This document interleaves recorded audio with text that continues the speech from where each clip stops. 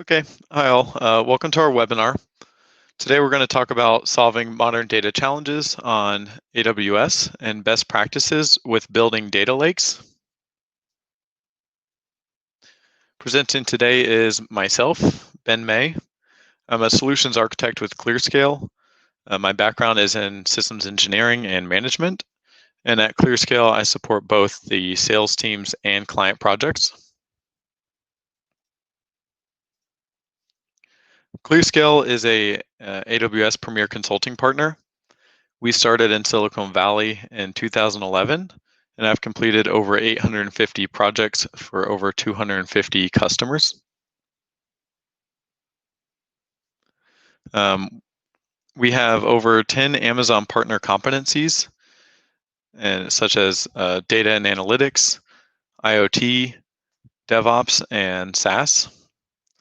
And our engineering team holds over 100 AWS certificates.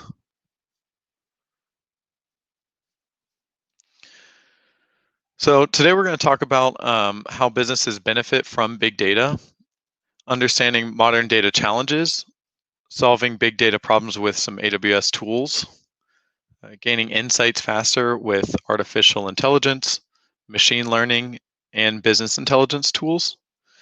And then we'll do a summary where I'll go over 3 ways to save costs and time while you begin to collect your own data. Then we'll have a few customer use cases to show you how we unlock the value of your data. And then we'll do a short Q&A. So if you have any questions throughout the presentation, feel free to ask them in the chat, and I'll answer them at the end of the presentation. Great. So we'll look at big data and numbers. So the big data analytics market will reach 103 billion by 2023, and 95% of businesses cite the need to manage unstructured data. 92% or 97% of organizations are investing in big data and AI. And for example, using big data, Netflix saves 1 billion per year on just customer retention. And then in 2020, every person will generate 1.7 megabytes every second. And we have a ton of data right now, and we're constantly growing, and we're going to be having more data in the future. And about 85% of all the data today is unstructured data. So this presentation will be high level, and we'll review some ways to solve, how to manage your unstructured data. So we'll look at how businesses benefit from big data. And I have a few examples, but big data is something that takes creativity, and it has kind of endless possibilities. So we'll just be scratching the surface in this presentation. So if we look at real-time monitoring and web platform issues, analyzing logs and using anomaly detection to be notified when part of your site is not functioning is something that you could do with a collection of data. If you look at Google Analytics, they're already taking this data and processing it for you. So they take all of your website data and process it for you and then present graphs and alerts. If we're using real-time with health sensors, you could do anomaly detection to ensure patients are healthy. In e-commerce, you could gain customized user experiences. So you could use big data to tailor an experience. So if someone is building out their cart, you can make other recommendations or tailor your website to display different items based on this user's experience. So for example, if someone adds a bicycle to their cart, you could use existing data to see that others may have added a bicycle tire pump and a helmet to their cart while purchasing a bicycle. So you could then make this recommendation to your user while they're checking out. And then last, we have forecasting. So for sales leads, you could scrape data, and you could scrape data from many places, but social media can tell you a lot about a specific area. So if you analyze trends and make decisions based on those trends, a short-term example is looking at pet adoption rates during COVID-19. So spikes in the adoption rate means that more local stores will be supporting the needs of their local pet owners. And if you're a pet food or product reseller, you can now target specific areas and stores that would have a requirement for this inventory. And then while you're on the other side of this, we could look at product inventory predicting. So you could predict your inventory without too much analysis with big data and artificial intelligence. So you may have things that sell more throughout different seasons, holidays, or even events. So by having your data analyzed, you could further predict which products will be higher sellers at specific times. The example I used before with pet stores, you could catch on to these larger trends in your areas by scraping social media. So you know there's a spike in new pet owners in your area. So your system should correlate these two and recommend a higher stock for pet food and pet products. Great. So let's talk about some of the modern data challenges. If you're hosting unstructured data on site or in the cloud, these are challenges that you know everyone has, no matter where they're hosting this data. But if right now we're going to talk about how Amazon could kind of make these challenges a little bit easier. Um, the first challenge is using dissimilar data sources. So you may be collecting your data through your application or scraping your data. Um, and you could be storing this in relational databases like Microsoft SQL, MySQL, Postgres, some non-relational databases like DynamoDB or MongoDB or Couchbase, or you could just be processing this data in stream with something like Kafka or Amazon's Kinesis. We mentioned that 85% of data is unstructured data. So, if you're storing your data in these and it's unstructured, it's not really a great thing. Using dissimilar data stores is difficult because you have no one way to query your data or relate data that may be similar. So, dissimilar data stores should only be used for specific cases after processing your data. So, for example, if you process your data and then store it in an analytics warehouse or a data warehousing tool. So let's talk about scaling your data. So after you get this data in, you might put it in a few different places. Typically, people will be storing this as objects. And when you're scaling this on site or kind of using traditional ways with hard disks, you have to estimate this data growth. And it can be very difficult and it's not always perfect. So what people tend to do is they tend to buy more than they actually need because they don't want to have to outgrow their data storage. And so this ends up costing money to them. Um, they have to plan for the data intake and usage with storage classes. So now, not only are you beefing up your backend and storage, you have to make sure your load balancers, web applications, anything processing in that pipeline is ready for peak load. And all of this takes a lot of planning, and you have to forecast in order to do that. And then managing that data. So now that you have this data, how are you managing that? How do you know where that data is? How do you know who's accessing it? Things like that. If you're a little bit further from that and you have some sort of data warehouse or you have some sort of tools to help you, you typically have to pay for licensing and renew that licensing. And then you have to have hardware. If you have a SAN or a NAS, typically you have to have hardware and you kind of end up being locked into that vendor and you have to go back to that vendor to scale, and usually you're on a cycle. So you, again, end up buying more than you need so you don't outgrow that cycle. And then you have to pay for support for all of this to ensure that you know how to use and your systems are actually running properly. So all of this has to be planned out and has to be purchased. And these upfront costs are pretty expensive for startups, and it also makes it hard for anyone to build a big data POC because you have to kind of start big here. Another one is just the growing cost. So we talked about all of those things that you need on site, but storage classes are really important. So as you're growing your storage, you may have hot storage or cold storage. And so you have to make sure you forecast that out properly and move your data at the right times from that cold storage or from that hot storage to cold storage. That becomes difficult. You have to make sure you don't have any duplicate records. So you have to purchase licensing or software or license some software to ensure of that. And then you have to basically invest in new technologies. So every year you have to invest in new technologies. And a lot of time, if you're stuck with a vendor, you end up kind of being rushed at your time to essentially, repurchase that software instead of looking and saying, okay, I want this new piece of hardware that's out or this new piece of software. Then last is security. So security, all companies have policies that they have to enforce with security, and you have to make sure you're actually enforcing these policies. So things like encryption, managing access control, so who has access to what data, or where that data is, and then making sure you're properly logging all of that information into a system. And a lot of times you have to have a separate system for your SecOps account, and you have to again store that on the proper data classes so that your auditors can pull that data when requested and do their job.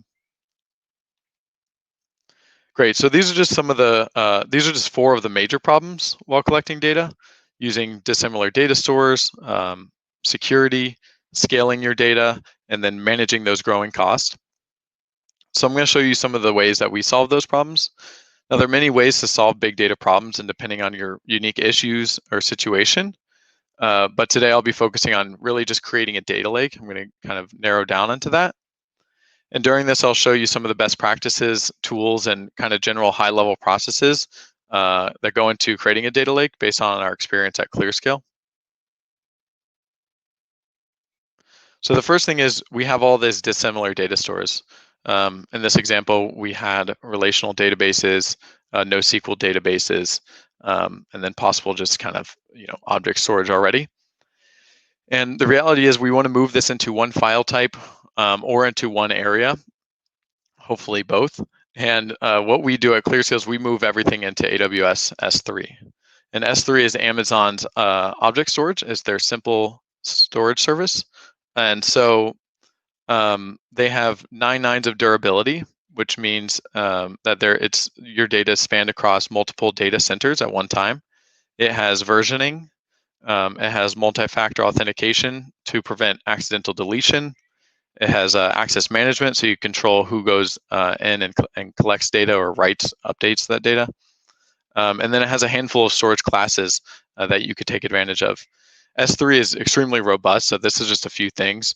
And it's one of Amazon's main services, and it integrates with almost all of their services. So it's a great tool. We store most data unprocessed in S3, and then we try to move our process data also into S3 or to other data stores if there's a specific use case. So getting your data into S3, you have relational databases in Amazon. You could take snapshots and export that directly into S3. If you're using a NoSQL like DynamoDB, you could use Amazon's data pipeline and move that into S3. Or if you have unprocessed data in S3, you could use AWS Glue. And so why I mean like moving data from S3 to S3 is that moving your data isn't really the end of this. It's not the goal. You need a way to use this data. So at ClearScale, we use Glue to move most of our data, and it makes it useful using Glue. So Glue is very robust. So we'll be looking at just a few of its use cases. We're looking at the source crawlers, the ETL and data prep, and then the data catalog. So with Glue, you could catalog all of your data. You set S3 as a data source, and then Glue will crawl, or any other sources, data sources, Glue will crawl your data and recommend a schema. At this point, you'll have a catalog of your data and schema so that you could search through your data. From here, you could have Glue run ETL pipelines. So once your schema is defined, you can set up a job to transform your data into either CSV or something like Parquet. These formats make it where you can access your data later using other data analytics tools or machine learning tools. And having this data in one format makes it extremely useful to query in the future. Great, so now we have all of our data actually processed somewhat and into S3 as a data lake. All of this takes time, and it's kind of tedious to build out, and Amazon understands that. So Amazon built what's called AWS Lake Formation, which takes some of these tasks and automates them, and it provides some other features too. So if you look at this here, we have Lake Formation, which takes the Glue products we have. So it's sitting on top of Glue. It still uses Glue to do these things, but it kind of adds a layer of management for you. And some of the other things that it does just in this area is it will take that predefined schema that Glue catalog created for you, and it will build an ETL script based on its recommendations.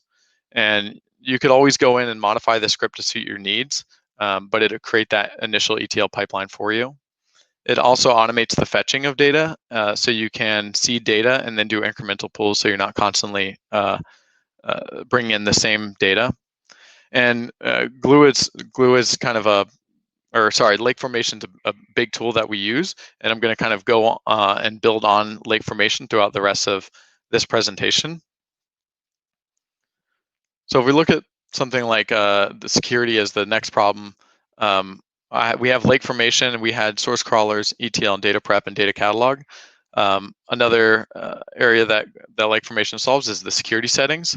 So we have those policies that we mentioned before, where you have to set for compliance reasons, and lake formation helps you enforce those policies. So it could enforce your something like encryption, and then it could force and help you manage all of your audit logging. And then the other issues we had were access controls. And lake formation can help you with CRUD access controls, so create, read, update, and delete access controls. And this is actually for people accessing your data directly from the catalog. So you could set really granular permissions on certain areas in your data catalog through the access controls in lake formation. And then it also has location permissions. Since your data is still stored in S3, you want to make sure that not everyone or not all of your Amazon services has access to that. So you could cut off permissions at that point also. So we'll go into sort of the scaling now. And right now, all of our data is moved into S3. So S3 is our main component of our data lake. And as mentioned before, S3 has that 9 nines of durability. So it's extremely durable, highly available. It's not, it rarely goes down. It has almost infinitely scalability, or infinitely scalable. So you could use S3 for all of your data, and you're not going to have to worry about trying to put more, add another version of S3 or add more buckets. You could essentially just continue adding data to your existing bucket, and you don't have to worry about scaling that. Amazon takes care of that, and they've done so throughout the lifetime of AWS. So now all of your reads are coming from S3. So S3 is very quick. So all of your reads are pulling from S3, and all of that is now scalable. So you have a very scalable solution. And I'll go into some of the tools that you could use that read directly from S3. So for example, you have Athena. Athena is a SQL ad hoc queries that you could use to read directly from S3. So you could essentially run any query against your S3 and pull that into whatever system you're using on an ad hoc basis. It's quick, but you don't want to use it for everything. There's other tools for that. And then we have something like Redshift. So if you have your queries already set up for your business intelligence, you could use Redshift. And with Redshift, there's Redshift Spectrum that allows you to query from external tables. So an external table, for example, would be S3. So you could query directly from S3 through Redshift. And then you could also build materialized views with external data sources like S3. So you could quickly, have pre-built views. So if you're running reports, you could have that already built out for you, so your end users have a better experience. Then last, we have Amazon's Elastic MapReduce. And this is a great tool. It's a distributed computing system that runs on Apache's Hadoop. And Apache's Hadoop uses Hadoop distributed file system, HDFS. And in Amazon, we use something called EMRFS. And so EMRFS actually, instead of storing all of your data on disk, you could read it directly from S3. And any quick metadata can be stored on DynamoDB, which is Amazon's NoSQL. And this is great, so you don't have to pull your data into different places. All you're doing is reading it, putting it into your memory, and then running the processes on that. So it's an extremely useful tool, and you don't have to pay extra to scale out your disks. With that, if you have Hive metastores, scaling this is also a problem for people, and you could actually point that over to Glue and use the Glue catalog as your Hive metastore, so you create all your table references in there. So it's extremely useful and scalable. You don't have to worry about managing that. And then last is really just the scalability of the system. So with EMR, it has auto scaling. So your job, you can set thresholds at 70%, add another node, add another 5 nodes, 10 nodes, whatever it be. Or you could scale it yourself. If you know it's going to be a big project, or a big job, you could set it to 50 nodes and let it process. This is great also because in EMR, you could run your processes in real time or keep that system running, or have EMR launch those machines only for a specific job. So if at nighttime you know you have a job that has to be ran overnight, you could launch it in the evening and then let that run, and then during the day it'll shut down, so you're not paying for those machines to run. Um, this saves a ton of money for people moving from on-site to Amazon because they're not paying for that peak load. They're literally only paying for what they use. And then going into that is managing your growing costs.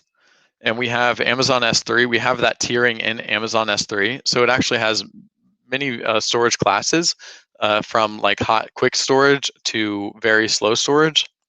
And it has a few storages in between for infrequently accessed um, uh, data. So it's a great tool that you could put your objects in the correct storage and actually save money instead of storing that all in hot storage. And then with lake formation, it provides data deduplication so that when you pull that data in to lake formation, it could see if there's two of the same data sets, and it will not bring that one in, which is great because now you're paying for only one of those instead of two of them. Another one is just the cost management tool. So in Amazon, you have the Cost Explorer, and this allows you to see like real time pretty much what you're using in Amazon. It's very tangible representation of your spend. On site, it's very hard to do this. So it's a really amazing tool that you could see it in here. And you could even add tags, cost allocation tags to your resources. So you could see, how much prod is spending or dev, and then you could even do it, by if you want to split it up through like a section of your business. So you could say how much is marketing spending or sales. So it's a really great tool. And then within that, you have AWS budget. So you could set a certain budget for the month. So if you're spending, if you plan on spending, let's say $10,000 in a month, and it's the 15th of the month, and you're spending 6,000, you could get alerts for that, and actually go in and see what you're spending money on, and kind of say, okay, we need to roll that back a little bit or handle that. And then last is EMR. I mentioned the scaling in EMR, but EMR also has the potential to take advantage of spot instances. And what spot instances are machines that you could rent that are not in use currently. So if there's a machine sitting idle at Amazon, you could rent that for a fraction of the cost. Amazon could always sell it for the higher cost, so it could be pulled out of your pool of machines. But typically this is okay because EMR auto scales for you, so it'll replace it. But this is great because you could get machines at a fraction of the cost and run those and run your process at night when maybe there's more machines available. Great. So we've gone over the whole data lake thing. We're going to look at gaining insights faster with artificial intelligence, machine learning, and business intelligence. So I'm going to hit on a few things here. Nothing in detail. There's a ton of information out there, and there's a ton of things you could do with your big data. And I'm going to kind of go on to those initial benefits that we went through earlier. So the first one with machine learning, we have anomaly detection. I want to note that in Amazon, you use something called SageMaker for machine learning, and SageMaker just hosts your machine learning tools that you have, um, uh, like PyTorch or something. So you could essentially like go in and host all of your stuff, and it'll run that for you. But it's not doing the machine learning necessarily for you. You have to build out your own models. So with machine learning, you have anomaly detection. You have we had an example earlier with healthcare devices and how they detect changes in health patterns. So if you're building out your own models, you could do a general anomaly detection where you could say, okay, a healthy person has a anomaly in their vital signs, and you could recognize early issues, maybe with like hypertension or something. But the power of machine learning is now you could make this more personalized. So you could say, okay, you have a more complicated health issue, and their vital signs may be outside of the norm. So that healthcare provider could track an individual's vitals and trigger anomalies that would be concerning to their patient specifically, or a patient with a certain problem. So it's really helpful when you're trying to build out your own systems and use all the data you have, to reference in these models. And the next one is product inventory. You mentioned it earlier, and I mentioned social media as an example. But there's tons of different things you could do to help with predictive product inventory. If it's going to be a rainy week, places could stock based on weather predictions. They could stock umbrellas or ponchos. If there's a promotional event coming up, they could stock merchandise for that. And then if there's fashion style changes, they could change or plan out their next year's inventory based on that. An example is like the low cost kind of glasses companies. They're typically trend followers and not setters. So they use a ton of machine learning to see what is going to be useful next year, what's coming out now, so that they could build their production to build out those glasses and styles for the following year. So now let's go into artificial intelligence. And artificial intelligence in this context is really Amazon's pre-built and trained machine learning models. And they typically have a specific task or purpose. So machine learning, you are building out your own models and running it on SageMaker, and now you're using Amazon's tools and plugging in, to those.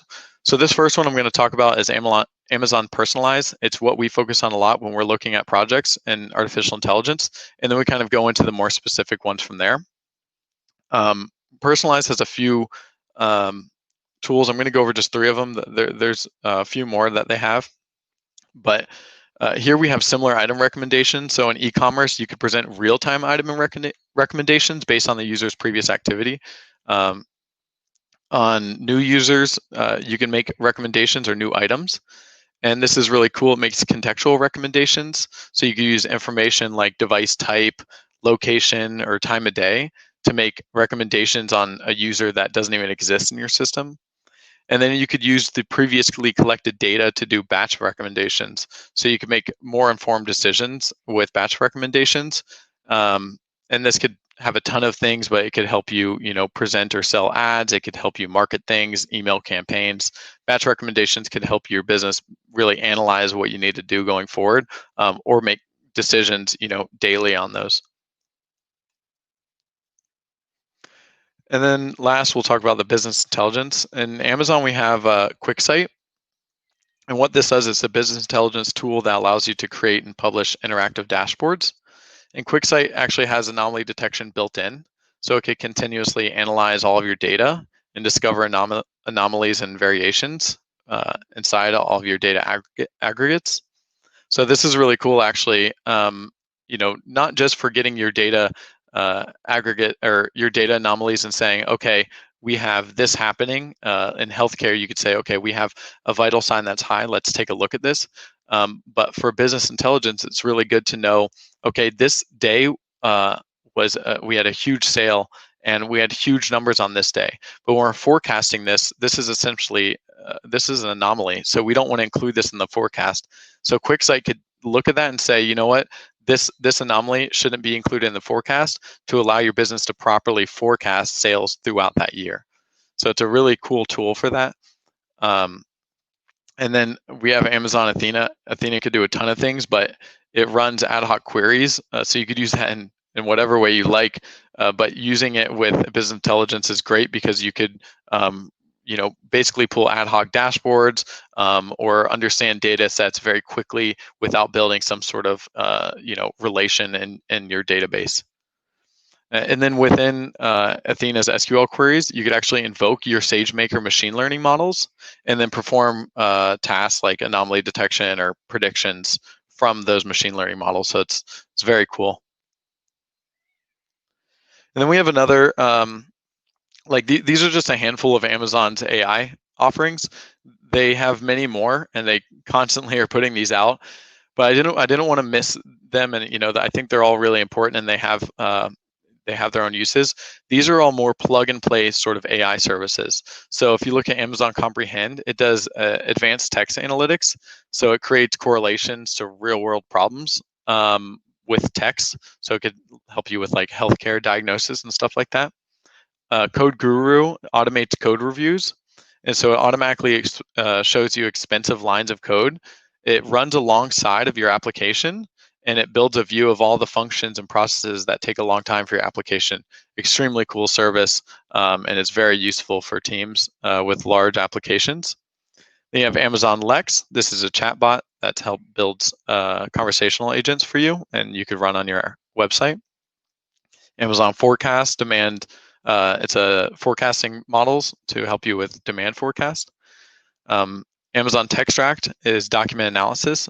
So it extracts text and data from documents like PDF or Word documents, and then it recognizes forms and tables. It will actually build key value pairs of this data. So you can import that data into your database and use that later. It's an extremely useful tool in a lot of different systems. Amazon Kindra is enterprise search for your application. Fraud Detect is fraud detection for fraudulent online activities. And then you have Transcribe, which is a high quality speech to text. We used that recently. We built out a system where doctors can scribe through text and actually get that written down so it goes into the notes into the system for them.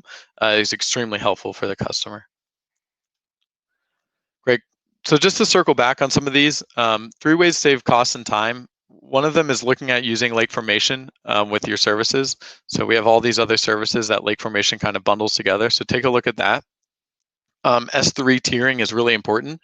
And if you're not sure where to start with tiering, Amazon actually has intelligent tiering where it'll say, okay, I think you're using data often, so I'm going to keep this in hot storage, and this data is not used often, so I'm going to move it down to maybe infrequently accessed or cold storage. This costs a little bit of money, but you save a ton of money because it's moving that data into cold storage when before you'd be paying for hot storage. Use those Amazon cost management tools on site. You don't have the ability to know exactly how much everything is while you're running it. So it's a great tool. You could go in and break it down by service and know exactly what you're spending. Get familiar with it, know how to use it, know how to read it. It's going to be very important while reviewing your system. And then EMR spot instances with Instance Fleet. Those spot instances, I've seen companies get prices a fifth of what the normal on-demand prices are, and it's you can't really look at apples to apples when you're comparing migrating to Amazon at that point because the cost savings are incredible. So really using that to lower that total cost of ownership is a great tool. Cool. So let's talk about some of our client use cases here. So these are clients that reached out to us and had sort of big data problems. Some are more for machine learning. I want to show you sort of what the benefits are after you have your data or after you're processing your data, what you could get out of this. And so this client is called Microterra. They are a Mexico City-based company that uses biotechnologies to generate clean water and sustainable feed ingredients from aquaculture wastewater. So what they do is they use a microalgae-based wastewater treatment system, and the microalgae actually feeds off of the pollution in the water, which removes the pollution. So once the water is clean, that algae is then removed and converted into animal feed. So this results in a system that creates a higher sustainability for essentially the whole surrounding environment. And Microterra needs to monitor this water in different steps and relay that information back to their team for further analysis. So when Microterra reached out to us at ClearScale, they're physically uploading all this data from their sensors in batches. They also had no way to manage this, so they're physically going to each sensor in order to update the device. So it's time consuming, and obviously that's not scalable. So we looked at their main challenges and proposed a solution. And the design looks fairly simple, but I'm only focusing on a couple key pieces. This is a public case study on our website. If you want to take a look and see the whole diagram, it's beautiful. But we use AWS IoT Core, which gave us the ability to manage the sensors remotely and keep track of the sensors even if they were to go offline for a period of time. So we could still manage those sensors, and when they came back online, we could do whatever updates we needed to and pull the data we needed. For storage, we use Amazon S3 for raw and processed data. And then DynamoDB was used for aggregated analytics. So all of that data, and then Postgres was used for structured data that would, help display in their web application and manage their web application. So to process this data, we use Kinesis Data Analytics, which allows us to do queries on data that's coming through the IoT pipeline. So all these sensors are sending data through this giant pipeline, and we're collecting a ton of data at once. And Kinesis Data Analytics allows us to do queries directly on that data as it comes in. And this is great because it allows us to do aggregation on windows of data. So if you need a breakdown of 1 minute, 5 minutes, or 10 minutes, you could do that directly in Kinesis Data Analytics as it streams into the system. And all these aggregates we then stored into DynamoDB. This is really helpful. So if you need to set alerts for anything, or if you need to have any sort of anomaly detection in there, you can do like random cut forest directly in Kinesis Data Analytics and see anomalies from there. Then we use Athena to query other ad hoc data in the system. So we, with DynamoDB and Athena on S3, we were able to build out a bunch of data reports essentially into QuickSight, which was the business intelligence tool that I mentioned before. So not only were they able to automate their management and make real-time decisions on their sensors, but they now can build business dashboards and analysis on their existing data as they collect more. So this helps Microterra understand their market and update their existing water treatment or introduce new water treatment systems and get the results extremely fast. So the next example, our customer, the Globe and Mail. So the Globe and Mail is Canada's #1 weekday and weekend newspaper. And they've been in print for over 170 years. But not only print, they also provide news on mobile and web. And so Globe and Mail were trying to make their web presence a little bit better by providing a personalized experience. So they needed a recommendation engine that delivered personalized articles based on users' behaviors. They essentially had to collect user information and create a data processing pipeline that would result in the personalization or personalized view for their users. Another thing to note is they had very tight timelines. So the customer was very happy when we met those timelines. So the design had a few more points of collection for Globe and Mail than Microterra.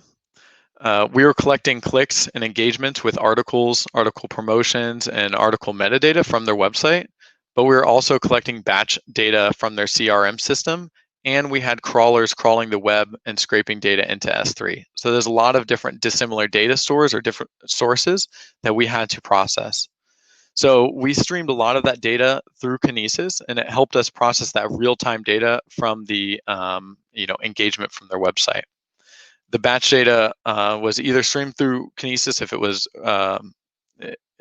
was quick enough, but most likely it was written into S3 if it was truly batch data from their CRM. So again, with Kinesis, we were collecting aggregates and storing these in DynamoDB for processing later. Instead of using Kinesis Data Analytics, this time we actually just created a custom Java application that connected to their Kinesis stream and did our own custom ETL, which is to extract, transform, and load. So we did our own ETL process on that, and we had a little bit more flexibility using our own Java application. In Amazon, you could also use Kinesis Data Analytics. You could use Flink, which is a Java application that you can run directly in Kinesis Data Analytics. So depending on your use case, you might choose one or the other. But once the data was in S3 and DynamoDB, we used Elastic MapReduce. As mentioned before, we use this to process this data. With MapReduce, it's an Apache product. It's Apache Hadoop. You can install other Apache products on that. So we used Apache's Mahout, which allowed us to run our machine learning models directly on EMR. So it was great. We were able to scale out and manage that all from EMR and not have to worry about managing the underlying system. So from EMR, we outputted the personalized articles. So the Globe and Mail now had a robust personalized content recommendation system that had auto-scaling all the way from the ingestion, from Kinesis, or storing things in S3, all the way through the data processing over to EMR. Great. So at Amazon, we have a few offerings that we present typically to customers, new customers that are looking to set up a data lake or some sort of big data process. We have a data lake zone set up. So if you have a large company, you have a lot of data coming in. We do this, takes about 4 to 6 weeks. We set up all the accounts, all the networking, all the security, and then any alerts for violations of those security. Once you have that set up, we'll set up your data lake. And this is 4 weeks long, typically. Create a cloud-based data lake with similar tools that I mentioned here. We fill that data lake and Metastore with data, and then we connect a analytics querying engine like QuickSight or Athena, and we run some sample queries to kind of start building ideas for your company so that they could run their business uh, business dashboards from there. We have a data pipeline orchestration. So here it's about 4 weeks where we take in that data and we actually set up and run all the processing for that data. Then we have data visualizations where we actually go the next step and we start doing the visualizations in QuickSight. And QuickSight, you could actually build public-facing dashboards, so you could embed those into your website and use those within your own JavaScript. And so we could build things for your customers in there in the data visualization. At ClearScale, we are a premier partner, so we do get to take advantage of AWS's funding opportunities. So if you were to reach out to us, we would obviously try to save as much cost as possible and try to get as much funding from Amazon as possible also. Great. So I have a moment for some Q&A.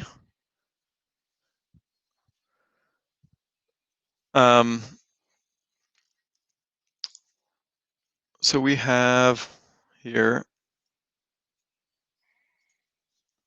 can I use Amazon's AI tools without making a data lake? And yes, you could. You could import data sets directly into Amazon's like personalized. You could import with like CSV, I believe. So you don't necessarily have to have your data lake. It helps with batch recommendations and it helps with kind of building those underlying models if you connect it to your data lake though. Some of those other tools I mentioned like Textract or Transcribe, they don't require a data lake. But a lot of these machine learning or AI tools often do better with large amounts of data so that you could kind of tailor that. Do you have to use S3 to store your data, or can I keep it in my own data storage now? So you don't have to use S3, but if you want to take advantage of sort of querying from different sources, you should use the right tools essentially. So if you want to use Redshift to query from your MySQL database, it's not really built for those types of querying, columnar querying like that. So it's really not a great idea, and you might be crushing that database. Essentially, I'd be assuming you're using that database for another reason. So if you're hitting that database, you'd be kind of crushing that database. Let's see, we have for Globe and Mail, how do you make real-time recommendations from EMR? Globe and Mail, we actually pulled that data from EMR into DynamoDB after. So that's where we stored the process data. And the web application connects to DynamoDB. So when a user comes on, basically it kicks off a process to say, hey, this user needs a recommendation. And then that process stores in DynamoDB. And then as they continue interacting with the site, those personalizations or those content articles start coming in for that user.